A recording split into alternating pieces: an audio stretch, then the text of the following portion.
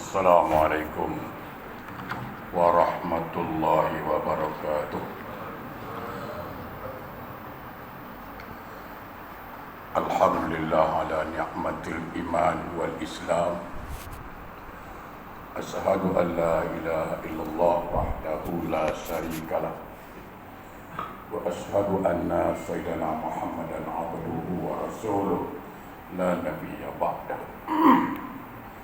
Allahumma salli wa sallim ala Sayyidina Muhammadin wa ala alihi wa ashabihi Rasulillah ajma'in. Amma ba'du. Rabbi shrah li sadri wa yassir li amri wahlul 'uqdatam min lisani yafqahu qawli. Subhanaka la ilma lana illa ma 'allamtana innaka antal alimul hakim. La haula wa la quwwata illa billahil aliyyil azim. Ilahi anta wa ridhakal matlub. Yang sama-sama kita muliakan ahli jawatan kuasa Masjid Maidin menerusinya, dan Tuan Imam serta Tuan Bilal, jamaah semua, sahabatku yang insya-Allah semua kita dimuliakan Allah Subhanahu wa taala. Tidak ada kalimat yang lebih indah, tidak ada kalimat yang lebih elok untuk kita mulai majlis ilmu ini selain memanjatkan rasa syukur pada Allah Subhanahu wa taala. Dari kita lahir ke dunia sampailah kita tinggalkan dunia ini, sedetik pun, sesaat pun tak pernah putus nikmat Allah kita terima, tak putus. Sehingga kalau kita nak menghitung-hitung nikmat Allah, sudah berapa banyak kita terima, Allah langsung menjawab, wa in ta'udu ni'matallah la tuhsuha. Andai kata engkau ingin menghitung nikmat-nikmatku, kata Allah, engkau takkan mampu menghitungnya. Dan alhamdulillah, Allah tidak menyuruh kita menghitung-hitung nikmat. Yang Allah suruh apa? Bersyukurlah atas nikmat yang aku berikan. Subhanallah, begitu banyak nikmat Allah kasih tak terhitung. Cuma satu yang diminta, cuma satu saja, apa? Syukur. Itu pun ada orang yang tak mau bersyukur. Bayangkan, patut kata patut. Betul. Tidak terhitung nikmat Allah berikan kepada kita. Satu cuma Allah minta. Apa dia? Syukurilah. Itu pun tidak free. Ayo, tak gratis. Allah janjikan lagi, la in syakartum la azidannakum. Kalau engkau pandai mensyukuri nikmatku, kata Allah, nanti aku tambah. Coba, siapa cakap syukur itu gratis? Siapa cakap syukur itu free? Tidak. Semakin pandai kau bersyukur, semakin banyak nikmat yang datang. Artinya apa? Maksudnya apa?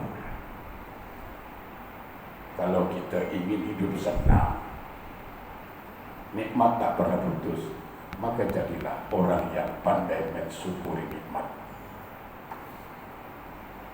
Dan insya Allah kita termasuk orang-orang yang pandai mensyukuri nikmat Allah. Amin. Salawat dan salam tidak lupa, marilah sama-sama kita sanjungkan keharibaan junjungan alam Rasulullah sallallahu alaihi wasallam. Allahumma salli ala Sayyidina Muhammad wa ala ali Sayyidina Muhammad. Mudah-mudahan kita beserta keluarga mendapat syafaat dari beliau kelak dunia akhir. Amin Allahumma. Saudaraku, sahabatku yang dimuliakan Allah, tajuk yang telah dipersiapkan, sebuah tajuk yang indah, sebuah tajuk yang elok untuk kita bincangkan. Tajuknya apa? Maksiatnya ahli ibadah dan maksiatnya ahli maksiat. Saya ulang balik, tajuknya maksiatnya ahli ibadah dan maksiatnya ahli maksiat. Mungkin jemaah bertanya, orang beribadah tentu ada pahala. Mana mungkin orang yang beribadah bermaksiat pada Allah? Itulah kita kaji hari ini. Ada tak orang beribadah, semua orang tengok dia beribadah, sebenarnya dia sedang bermaksiat kepada Allah? Dan banyak orang tertipu. Banyak orang tertipu yang barangkali selama ini dia menyangka dia beribadah. Selama ini ternyata yang dibuat haram jadah. Itu perasaannya dia ibadah, perasaannya, padahal sebenarnya dia sedang bermaksiat kepada Allah. Inilah disebut maksiatnya ahli ibadah. Okey, saya minum dulu lah biar semangat sikit. Boleh? Boleh ya, jangan tak boleh pula. Malaysia boleh, takkan sini tak boleh. Bismillah.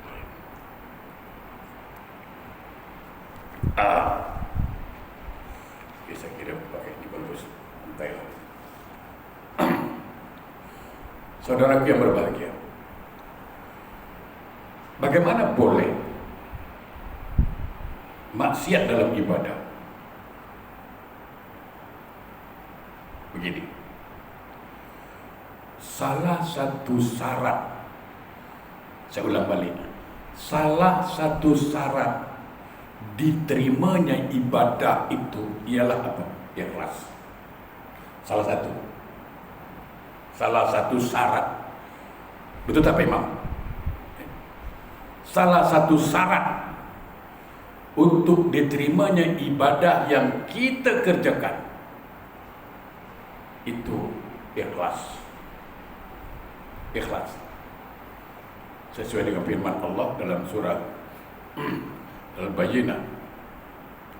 A'udzubillahi minasyaitonir rajim.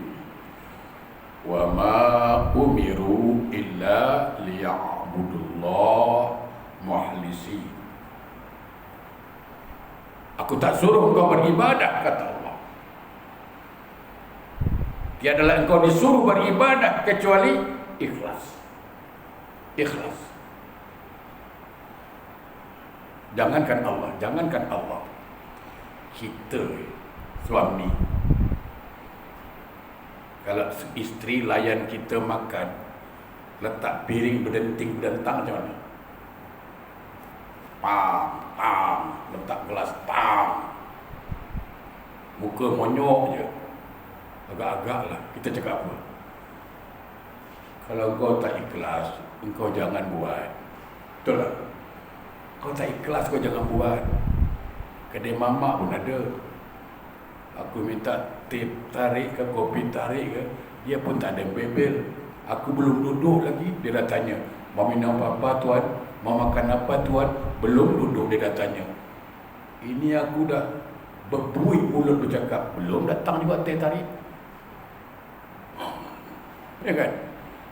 Aku kedai mamak duduk, belum duduk. Kedai makcik timah tu baru nak duduk. Weh paman, bagus. Makcik tanya, nak makan apa? Kemain lembut lagi makcik tu. Yang kau ni, artinya apa?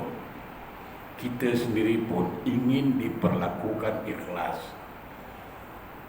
Seorang anak barangkali kasih kita duit, tapi cara kasihnya tak, macam tak sedap, kasar. Kita bercakap, tak payahlah kalau kau tak ikhlas. Tengok, ya kan? Tak payahlah kau kasih kalau tak ikhlas. Artinya apa? Kita menuntut keikhlasan. Tapi Allah tak tahu ke? Tapi Allah tak mau ke? Tak tuntut kita ni ikhlas. Dia tuntut. Makanya Allah katakan apa?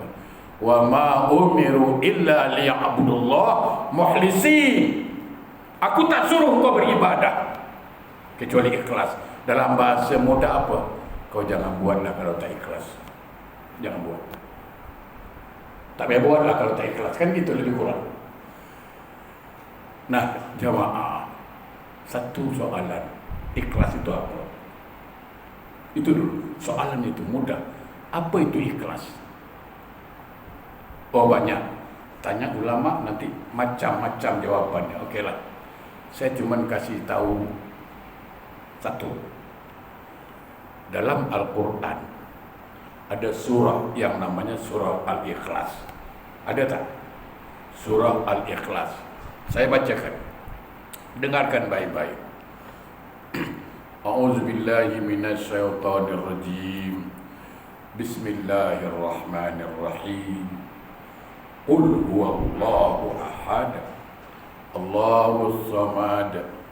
Lam yalid wa lam yulad wa lam yakul lahu kufuwan ahad. Betul itu surah Al-Ikhlas yang saya baca tadi ini? Betul atau benar? Betul. Ada tak kalimat ikhlas yang saya ucapkan tadi situ? Pada ayat itu ada tak kalimat ikhlas? Tak ada kan? Qul huwallahu ahad, Allahus samad, lam yalid wa lam yulad wa lam yakul lahu kufuwan ahad. Ada tak kalimat ikhlas saya ucapkan? Tidak ada. Tapi surat itu namanya apa? Al-Ikhlas. Itulah ikhlas. Tidak memerlukan ucapan, tapi pengakuan bahwa kita mengatakan qul huwallahu ahad, itu memang ikhlas. Betul. Jadi kalau ada orang mengatakan aku tolong kau ikhlas lah bro, belum.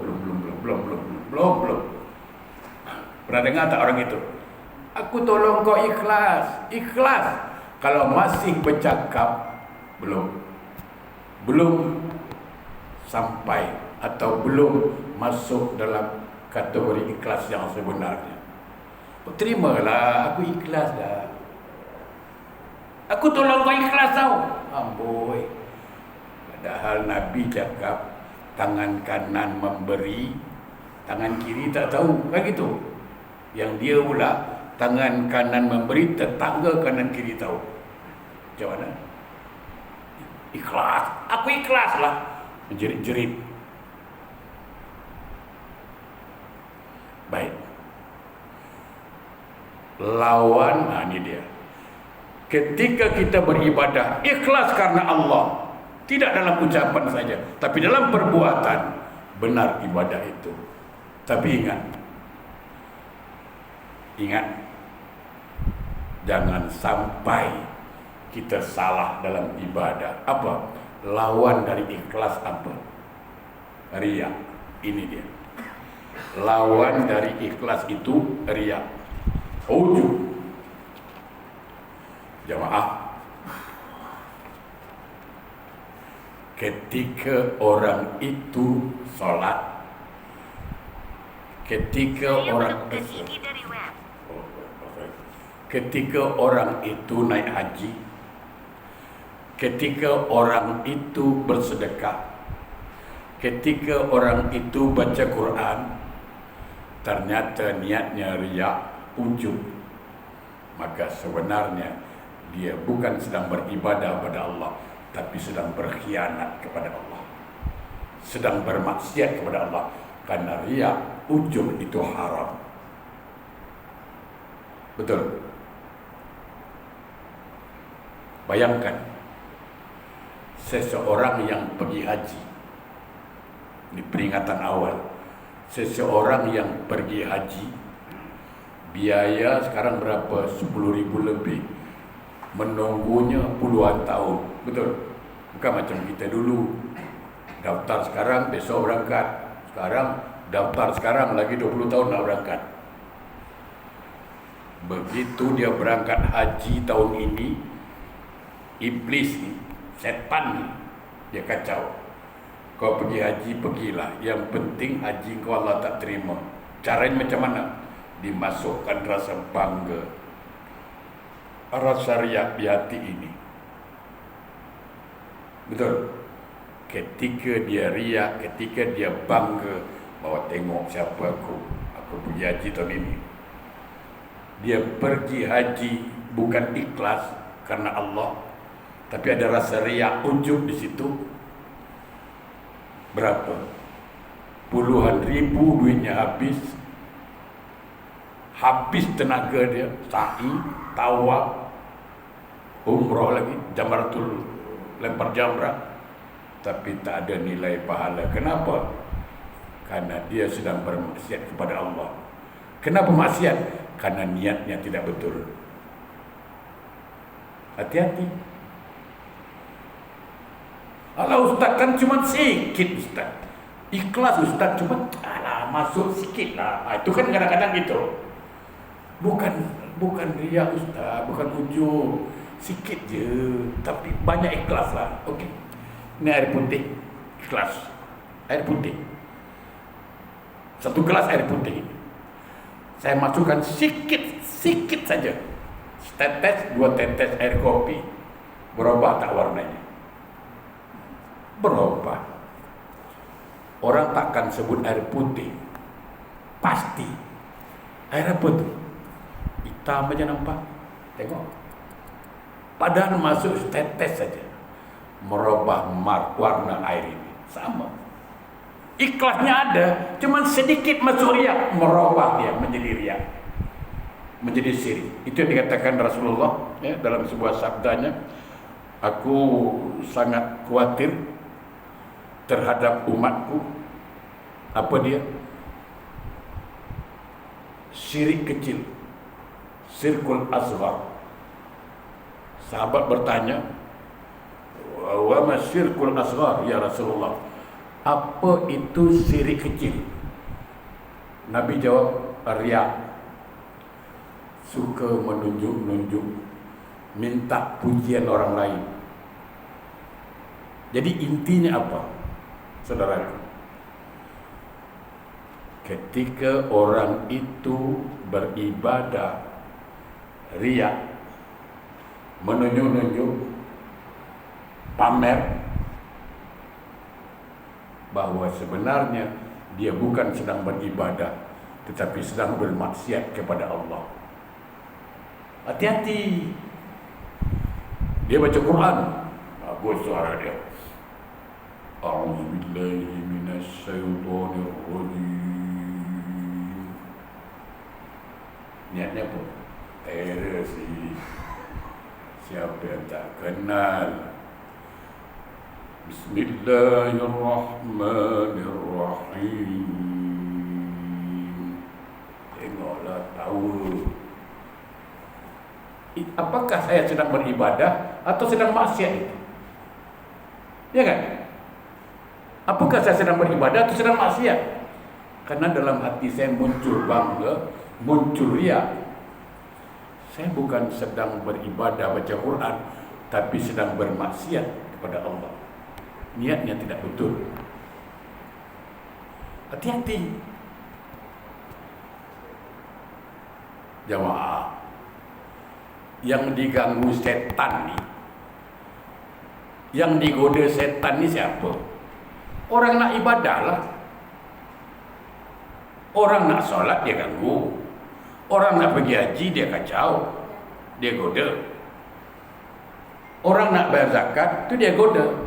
Orang nak puasa dia goda. Orang tak solat dia tak goda. Kenapa? Dah jadi setan. Berapa nak goda lagi?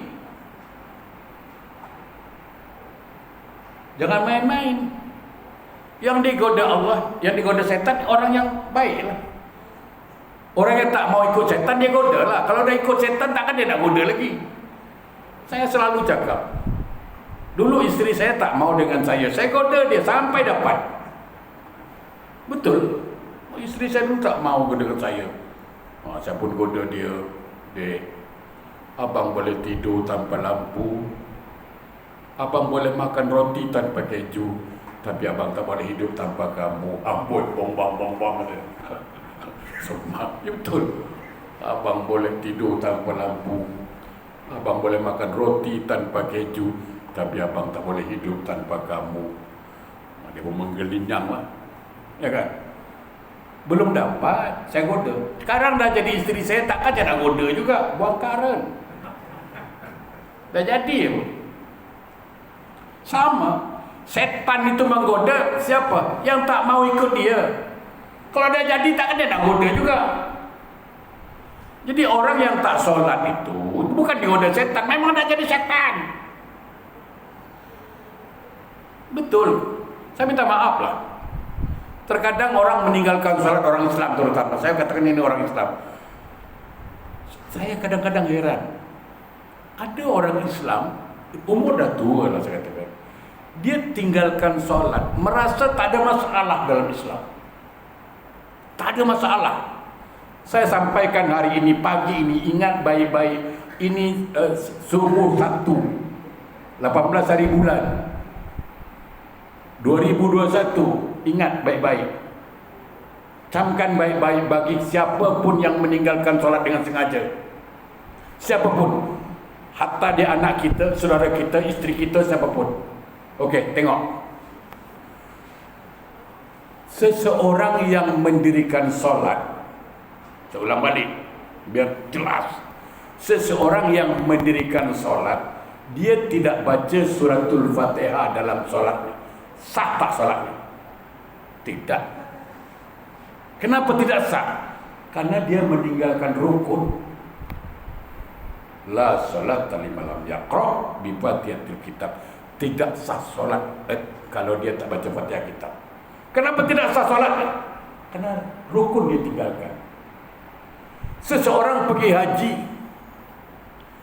tidak wukuf di padang Arafah, wukufnya di padang besar. Sah tak hajinya? Kenapa tidak sah? Karena meninggalkan rukun. Seseorang melakukan akad nikah, tidak ada ijab kabul, sah tak nikahnya? Tidak. Kenapa? Karena meninggalkan rukun. Artinya ketika rukun ditinggalkan, maka batallah dia. Betul? Solat itu rukun Islam atau tidak? Nah, kalau dia tinggalkan, batal tak Islamnya? Itu kan bahaya itu. Kita sepakat kalau solat tak baca Fatihah batal. Kenapa batal? Tinggalkan rukun. Kita sepakat kalau haji tidak wukuf di padang Arafah batal. Kenapa batal? Karena tinggalkan rukun. Betul. Kalau nikah tidak ada ijab kabul batal. Kenapa? Karena itu rukun. Nah sekarang kalau dia orang Islam ngaku Islam tapi tak solat, dia tinggalkan rukun juga, sah tak Islamnya? Ini kan persoalan. Jadi jangan anggap remeh. Jangan anggap remeh. Macam tak bersalah aja dia. Ya kan? Macam tak bersalah dia tinggalkan solat. Oke, nanti kita bahas lah. Ini dulu. Jadi jangan kita rasa bahwa kita beribadah kepada Allah. Kalau niatnya riya, ujub, itu sebenarnya sudah bermaksiat pada Allah. Hati-hati. Begini, ini satu contoh lagi lah. Hidup ini, kita hidup ini bagaikan pedagang. Bagaikan pedagang. Dunia ini kawasan dagang kita. Apa jualan kita? Ibadah. Siapa pembelinya? Allah. Pembelinya Allah. Yang kita jual amal, ibadah. Bayangkan, setiap pedagang ingin untung. Ya kan? Mana ada pedagang yang ingin rugi? Tidak ada. Kita pun buat ibadah ingin untung. Di mana? Di akhirat nanti. Kita tak mau rugi di akhirat, itu kan? Coba bayangkan, kita sekarang, saya jelaskan baik-baik, nak beli barang, warnanya kita sesuai, colornya pun kita sesuai dah, patternnya pun kita sesuai, harganya bagus, sesuai. Kita minat dengan baju ini, pakaian ini. Cuman sayang, begitu kita pegang, buka, ada koyak di bawah ketiak. Mau tak kita beli? Tak mau, tak jadi. Kenapa? Ada cacat. Betul. Padahal cacatnya sedikit saja di bawah ketiak, koyak sikit. Tak mau. Kita sendiri beli barang, ingin kualiti bagus. Betul. Cacat sedikit tidak mau. Tak mau beli. Tapi Allah tak tahu. Allah akan macam itu. Allah pun tak mau terima barang ibadah kita cacat sedikit, dia tak mau. Dia pun nak baik, kualiti bagus. Okey, dagang di dunia bolehlah. Orang ini tak suka, yang lain mungkin suka. Orang ini tak beli, yang lain beli. Tapi kalau dagang dengan Allah, pembeli cuma satu, Allah. Kalau Allah tak beli, okey, habis sudah. Siapa nak beli lagi?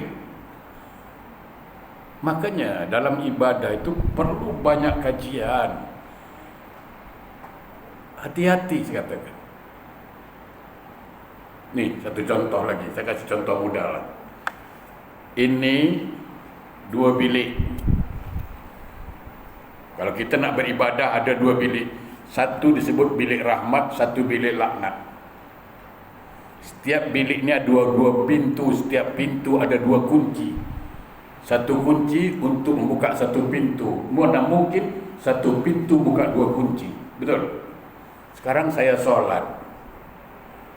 Ketika saya solat, saya nak buka pintu apa? Pintu rahmat, maka ambil kunci ikhlas.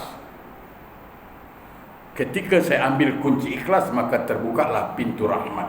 Di situ ada ridha Allah. Di situ ada pahala, di situ ada hidayah Allah, di situ ada ampunan Allah. Tapi bila saya solat, bila saya buat ibadah riya, maka saya sedang pegang kunci laknat. Apa yang terjadi? Di situ ada murka Allah, di situ ada dosa. Jangan salah kunci.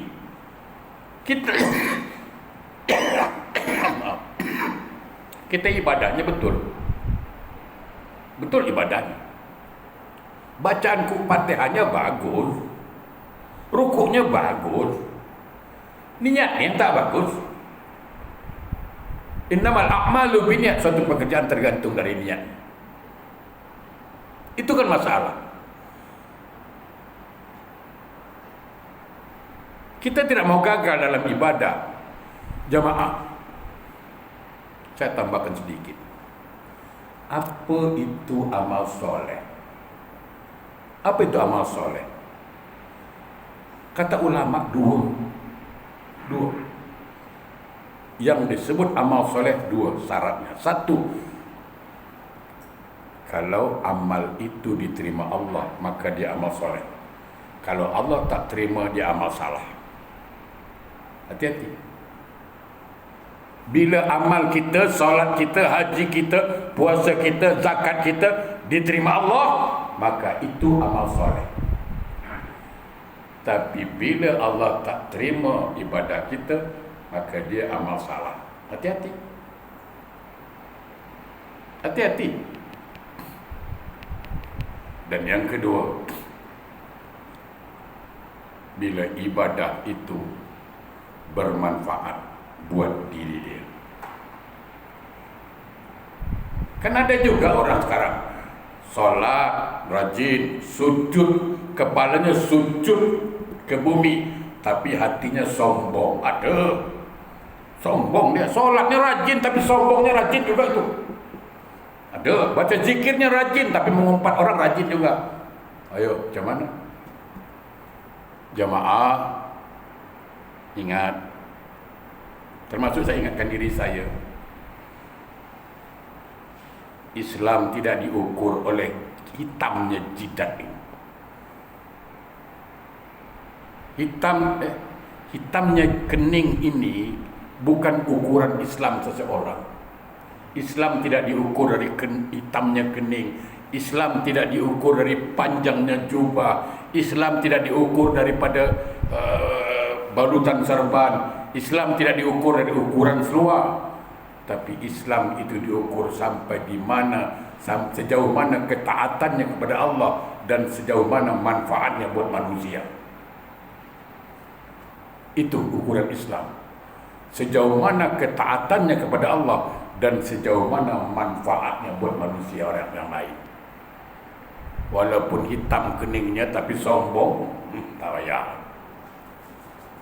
Walaupun sorbannya melintang, jubah bagus, mana-mana buat siwak, tapi mana-mana ngata orang, mengumpat orang, macam surga tu dia punya, macam bapak dia jawatan kuasa surga tu.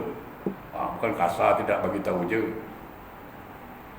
Macam dia je ahli ejek surga, orang lain bukan tak masuklah, dia je yang masuk. Heran. Hati-hati. Nah itu.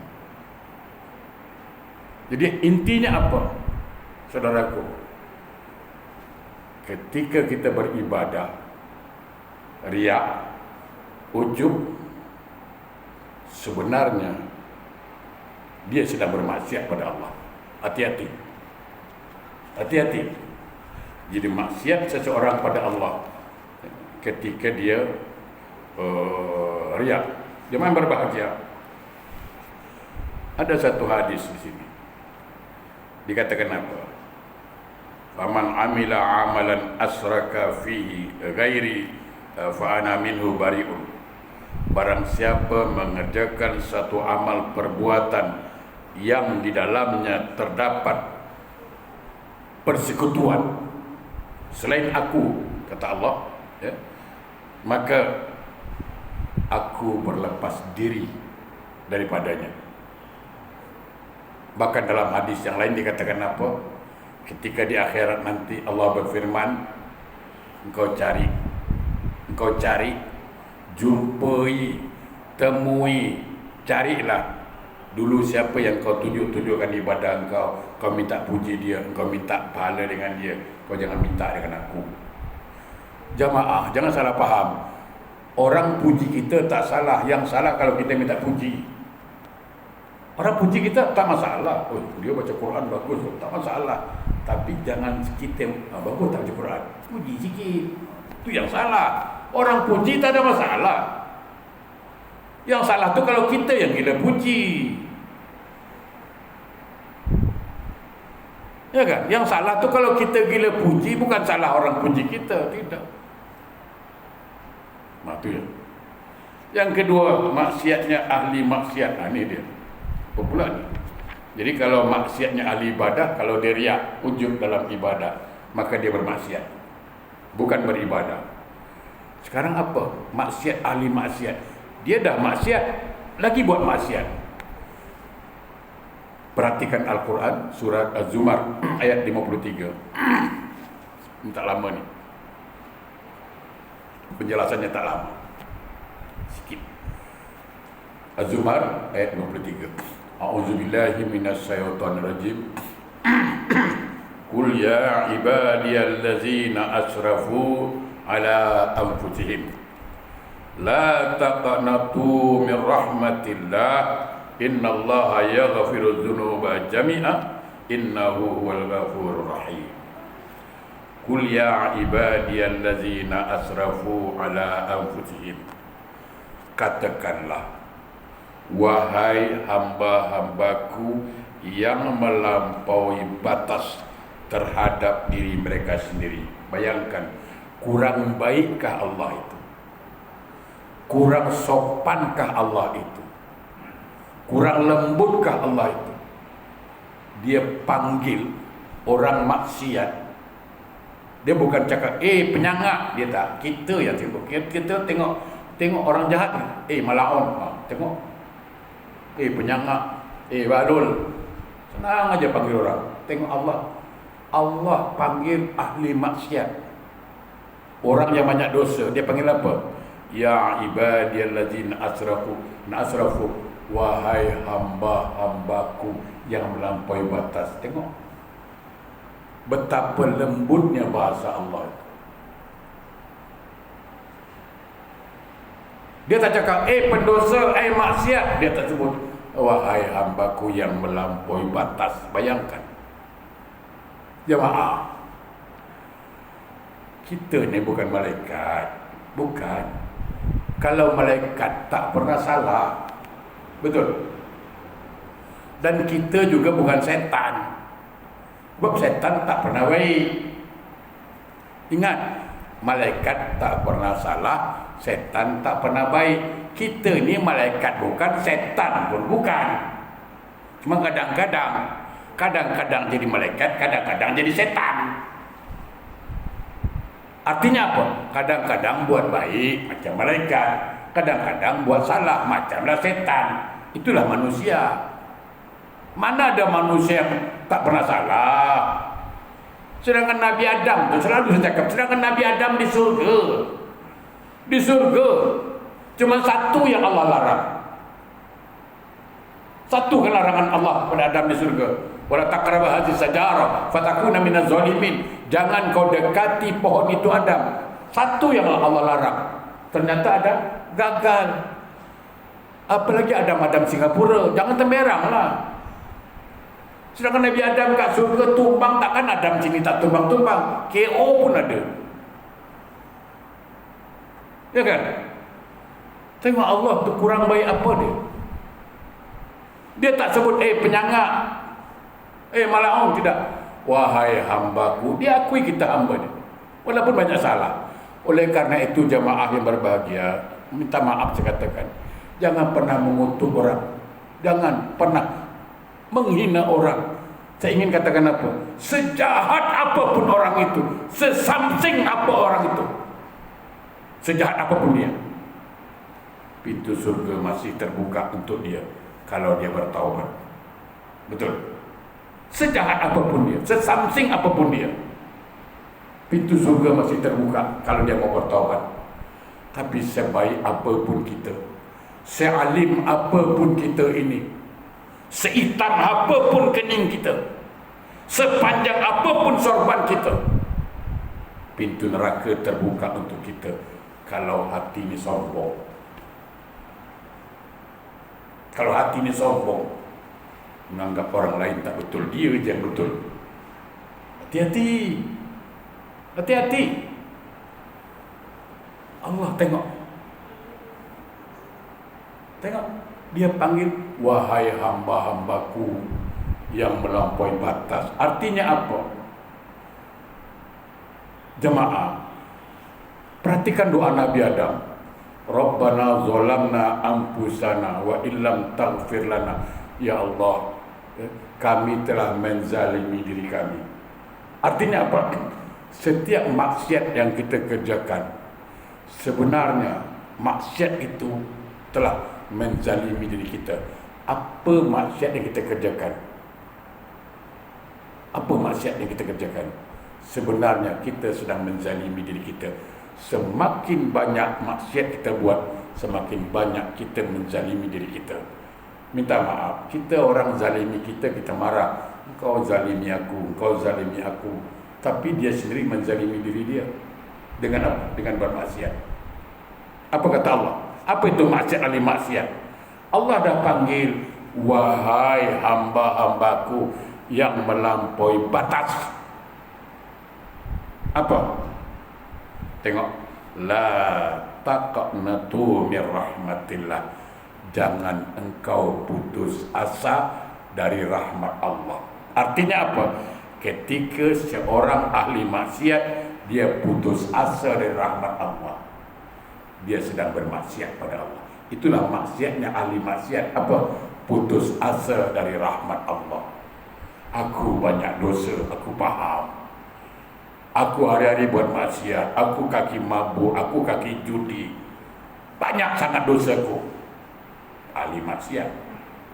Tapi aku rasakan Allah takkan ampunkan dosaku.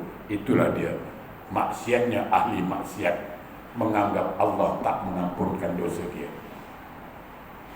Itu dia, putus asa dari rahmat Allah. Itulah dia maksiat ahli maksiat. Jemaah, perhatikan ayatnya. Innallaha yaghfirudz dzunuba jami'a. Sesungguhnya Allah itu Maha Pengampun semua. Allah Maha Pengampun. Kenapa kau cakap Allah tak ampunkan? Tapi dosa saya banyak Pak Ustaz. Okey, saya sebut dua dalil saja penutup dari sarahan saya, kajian kita. Jamaah pernah dengar barangkali, saudaraku pernah dengar barangkali lewat asatizah, lewat ustaz yang lain. Ada orang membunuh 99 orang. Ya betul, 99 orang dia bunuh. Akhirnya dia tambah lagi 100 orang dia bunuh. Lalu dia bertaubat kepada Allah. Allah terima taubatnya dan Allah ampunkan dosanya. Betul. 100 orang dia sudah bunuh, dia kembali taubat, Allah ampunkan dosanya. Kita ni tak ada bunuh orang, bro. Kita tak ada bunuh orang. Betul. Lalu kita taubat, takkan Allah tak ampunkan?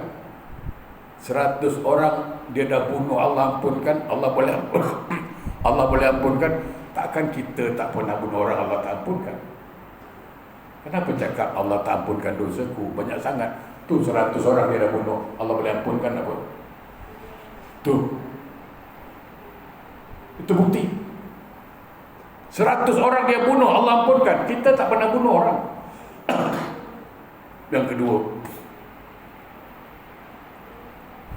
ada seorang perempuan yang kita dengar dari asatizah, sebuah hadis. Ada seorang perempuan pelacur hanya menolong seekor anjing kehausan. Pertolongan dia mendatangkan rahmat dan Allah ampunkan dosanya dan masuk surga. Ada kan? Seorang pelacur tolong anjing kehausan boleh masuk surga. Kita tolong, bukan tolong anjing, tolong anak yatim, tolong orang miskin pun, betul. Tolong anak-anak tahfiz, tolong madrasah, takkan Allah tak ampunkan? Sedangkan menolong anjing kehausan Allah boleh masukkan orang itu ke surga. Apatah lagi kita yang dah tolong anak yatim, orang miskin. Kenapa tak yakin? Kurang yakin juga? Okeylah, saya tambah lagi. Siapa yang suruh kita bertaubat? Allah. Allah yang suruh kita taubat. Siapa yang terima taubat? Allah. Apa lagi? Sekarang yang suruh kita taubat siapa? Allah. Ya ayyuhallazina amanu tubu ilallahi taubatan nasuha. Wahai orang beriman, bertaubatlah kamu. Yang suruh kita taubat Allah. Yang terima taubat Allah. Apa masalahnya? Tinggal kita mau atau tidak mau, kan itu masalah sekarang. Allah yang suruh kita minta ampun. Wasari'u ila maghfiratin min rabbikum. Segera mohon ampun padaku. Siapa yang mengampunkan? Allah. Yang suruh minta ampun Allah. Tinggal kitanya mau atau tidak. Itu aja masalah sekarang. Kalau mau pergi, Allah buka pintu taubat. Sekarang gini contoh lagi. Saya undang jamaah datang ke rumah saya. Mana mungkin saya tutup pintu rumah? Ya kan? Pasti saya buka. Sekarang Allah mengundang kita untuk taubat. Tak mungkin dia tutup pintu taubat. Pasti dia buka. Relaxlah brother. Ya kan? Takkan dia tutup. Saya undang jamaah ke rumah saya buka pintu taubat, saya siapkan makanan, hidangan. Betul? Sama. Allah buka pintu taubat, dia siapkan hidangan apa? Ampunan. Jangan pernah berpikir yang bukan-bukan. Positive thinking dengan Allah. Jadi intinya apa? Maksiatnya ahli ibadah bila dia beribadah riya. Maksiatnya ahli maksiat bila dia putus asa dari ampunan Allah dan dari rahmat Allah. Saya kira cukup sampai di sini. Mudah-mudahan bermanfaat. Mari kita berdoa, mudah-mudahan Allah ijabah doa kita. A'udzubillahi minasyaitonirrajim. Bismillahirrahmanirrahim. Alhamdulillahirabbil alamin. Allahumma shalli ala sayyidina Muhammad wa ala sayyidina Muhammad. Allahumma ya Allah ya Rahman ya Rahim. Di rumahmu ya Allah kami berkumpul menadahkan tangan kami. Kami sadar dan kami insaf ya Allah bahwa tangan yang kami tadahkan ini tangan yang banyak berdosa kepadamu. Namun kami tidak punya tangan yang lain untuk kami tadahkan. Kami pun sadar ya Allah bahwa lisan yang memohon ini, lisan yang selalu berkata kotor, lisan yang selalu berkata maksiat, lisan yang jarang baca Quran, lisan yang jarang berzikir menyebut namamu. Namun kami tak punya lisan yang lain untuk memohon padamu ya Allah. Ya Rabb, sebanyak apapun dosa yang kami kerjakan, sebanyak apapun maksiat yang kami lakukan, kami tidak akan pernah putus asa dari rahmat-Mu, karena Engkau Maha Pengampun ya Allah. Ampunkan ya Allah segala dosa dan kesalahan kami ya Allah. Bukakan pintu taubat bagi kami ya Allah dengan sebenar-benar taubat ya Allah. Allahumma rzuqna taubatan nasuha qabla al-maut. Allahumma rzuqna taubatan nasuha qabla al-maut. Allahumma rzuqna taubatan nasuha qabla al-maut. Ya Allah ya Rahman ya Rahim, bantulah kami ya Allah untuk selalu berzikir menyebut nama-Mu. Bantulah kami ya Allah untuk selalu bersyukur atas nikmat-nikmat-Mu. Dan bantulah kami ya Allah untuk selalu memperbaiki amal-amal ibadah kami. Jauhkan dari hati kami ya Allah rasa dengki, jauhkan dari hati kami rasa sombong, rasa ujub dan rasa riya ya Allah. Rabbana atina fid dunya hasanah wa fil akhirati hasanah wa qina azabannar. Walhamdulillahirabbil alamin. Demikian jemaah berbahagia, yang benar dari Allah, yang salah dari saya. Saya tutup dengan sebuah pantun. Jalan-jalan ke rumah Cik Dola, singgah dulu rumah Cik Rais. Kalau ada sarahan saya yang salah, tolong jangan repot balik polis. Assalamualaikum warahmatullahi wabarakatuh.